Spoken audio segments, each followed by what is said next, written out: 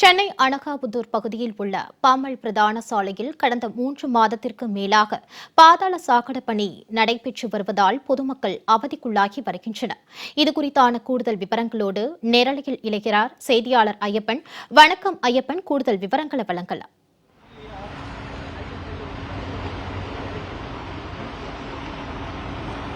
வணக்கம் மாலதி. அதாவது சென்னை அனகாபுத்தூர் பகுதியிலிருந்து அங்கிருந்து நேராக பல்லாவரம் வரை செல்லக்கூடிய இந்த ஒரு சாலை, பம்மன் மெயில் சாலையானது கிட்டத்தட்ட ஒரு 3 கிலோமீட்டருக்கு மேல் இருக்கக்கூடிய இந்த பகுதியில் மாநகராட்சி அதிகாரிகளால் பாதாள சாக்கடை பணியானது கடந்த 6 மாதங்களுக்கும் மேலாக நடைபெற்று வருகிறது.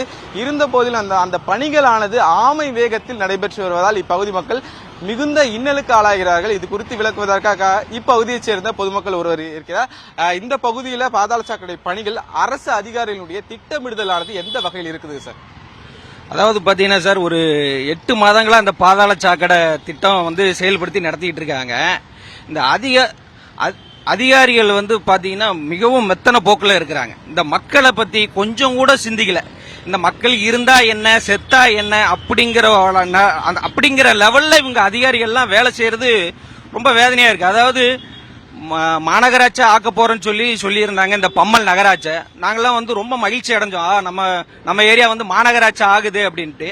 ஆனா இன்றைய நிலைமையை பார்க்கும்போது ஐயோ மாநகராட்சி ஆக்கிட்டாங்களே அப்படி சொல்லி இன்னைக்கு பாதாள சாக்கடை வேலையெல்லாம் நடக்கும்போது ரொம்ப வேதனையில இருக்கும். எவ்வளவு மகிழ்ச்சி அடைந்தோமோ அதை விட மிக வேதனையில இப்ப நம்ம இருந்துகிட்டு இருக்கோம். இந்த பம்மல் சாலையை பொறுத்த மட்டும் இருபுறம் இருக்கக்கூடிய அந்த கடைகளினுடைய நிலைமையானது இந்த சாலை சேதமடைந்திருப்பதால எந்த மாதிரி இருக்குது? வியாபாரிகளினுடைய நிலைமையானது எந்த அளவு இருக்குது? இந்த பாதாள சாக்கடை திட்டத்தால அவங்க இப்படி ஒரு ஆமை வேகத்தில் செயல்பட்டு இருக்கிறதால இந்த பாதாள சாக்கடை ரோடு முழுவதும் தோண்டி போட்டாங்க. தோண்டி போட்டுட்டு இவங்க என்ன பண்றாங்கன்னா சின்ன சின்ன பேட்ச் ஒர்க் மாதிரி பண்றாங்க. அது சிமெண்ட் ஒரு தரமில்லாத சிமெண்ட் போடுறாங்க. அது போட்டு அடுத்த நாளே பாத்தீங்கன்னா அந்த சிமெண்ட் பவுடர் மிகப்பெரிய அளவுல ஒரு புழுதியா கிளம்புது. அப்படி இருக்கும்போது இங்க உள்ள வியாபாரிகள் எப்படி வியாபாரம் பண்ண முடியும்? இங்க வியாபாரிகள் முழுவதும் பாத்தீங்கன்னா உணவுப் பொருட்கள் தான் அதிகமா இருக்குது. இங்க துணி கடையோ பர்னிச்சர் கடையோ கிடையாது. அப்ப அந்த உணவுப் பொருள்கள்ல இங்க இருக்கிற அந்த சிமெண்டினுடைய குப்பை போச்சுன்னா இங்க இருக்கக்கூடிய மக்களுடைய சுகாதாரம் எந்த அளவுக்கு இருக்கும் அப்படிங்கறத அதிகாரிகள் தெரிஞ்சுக்கணும். வாகன ஓட்டிகளுடைய நிலைமையானது எப்படி இருக்கு? ஒவ்வொரு நாளும் இந்த பாதையில போகக்கூடிய வாகன ஓட்டிகள், ஸ்கூல் போகக்கூடியவங்க, காலேஜ் போகக்கூடியவங்க, அவங்களுடைய நிலைமையானது இந்த பகுதியில் எப்படி இருக்கு சார்? இல்ல, வாகனத்துக்கு பொதுவா பாத்தீங்கன்னா சாலை நல்லா இருக்கணும். இந்த பாதாள சாக்கடையே சாலையில தான் மெயினா நடக்குது. சாலையை பூரா இந்த இருதயத்தை அறுத்து போட்ட மாதிரி அறுத்து போட்டிருக்காங்க. இதனால என்ன ஆகுதுன்னா, இப்போ நான் ஆட்டோ ஓட்டிக்கிட்டு இருக்கிறேன். சின்ன வீலு, ஒரு மேடு பள்ளத்துல இறங்கினா வண்டியை கவுந்து போற அளவுக்கு இருக்குது. இப்ப நம்மளாம் இந்த ஏரியாவில் 8 வருஷம் இருக்கிறதுனால இவங்க எங்கெங்க தோண்டி இருக்காங்க அப்படிங்கிற அந்த லெவல் தெரிஞ்சு நம்ம போய்கிட்டு இருக்கோம். ஆனா புதிதா வரக்கூடியவர்கள் இந்த இடத்துக்கு வந்தாங்கன்னா கண்டிப்பா அந்த பாதாள சாக்கடை அவங்க முழுமையடையாம பட்டு அந்த பள்ளத்துல விழுந்துதான் போகுது. இதுவும் மழை பெஞ்சதுன்னா ரொம்ப மோசம். மழை பெஞ்சதுன்னா புதுசா வர்ற வாகனங்கள் எல்லாம் வண்டியில கவுந்துதான் போகுது. 2 வீலர்ல வரக்கூடிய குழந்தைகளை ஏத்திட்டு வர்றவங்க கண்டிப்பா கீழே விழுந்துதான் போறாங்க. இது உண்மையிலே ஒரு வேதனைக்குரிய சம்பவம். இதெல்லாம் அரசு பேருந்துகளுடைய செயல்பாடுகள் இந்த சாலையில எப்படி இருக்கு சார்? இப்போ பஸ் எல்லாம் கரெக்டா வருதுங்களா? அதை இப்ப 8 மாசமா அந்த பாதாள திட்டம் நடந்துகிட்டு இருக்கு, பாதாள சாக்கடை திட்டம். இப்ப இதுவரைக்கும் பஸ்ஸுகள்லாம் ஒழுங்கா வந்துகிட்டு இருந்தது.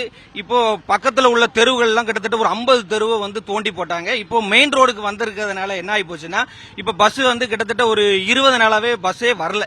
சுத்தமா பஸ் வரல. பஸ் எல்லாம் இப்போ இந்த பம்மல் ஏரியாவுக்கு அதுக்கு சம்பந்தம் இல்லாத அளவுக்கு சுத்தி போகுது. இதனால என்ன ஆகுதுன்னா, இங்க இருக்கக்கூடிய 80% மக்கள் மிகவும் ஏழ்மையான மக்கள். அந்த மக்களுக்கு நீங்க பேருந்து வசதி இங்க இல்ல அப்படின்னா அந்த மக்கள் என்ன பண்ணுவாங்க? அன்றாடம் ஆட்டோவிலயோ 2 வீலர்லயோ போனா அவங்க வாழ்வாதாரம் ரொம்ப பாதிக்கப்படும். இதை அரசு நிச்சயமா இதை கவனத்தில் கொள்ளணும்.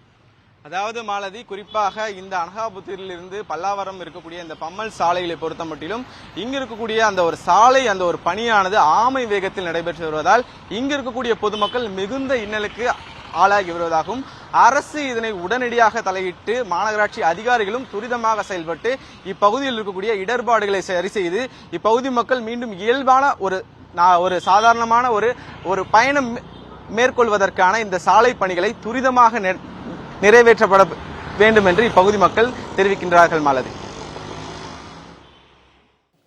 ஐயப்பன், தங்களுடைய விரிவான நேரலை விவரங்களுக்கு நன்றி.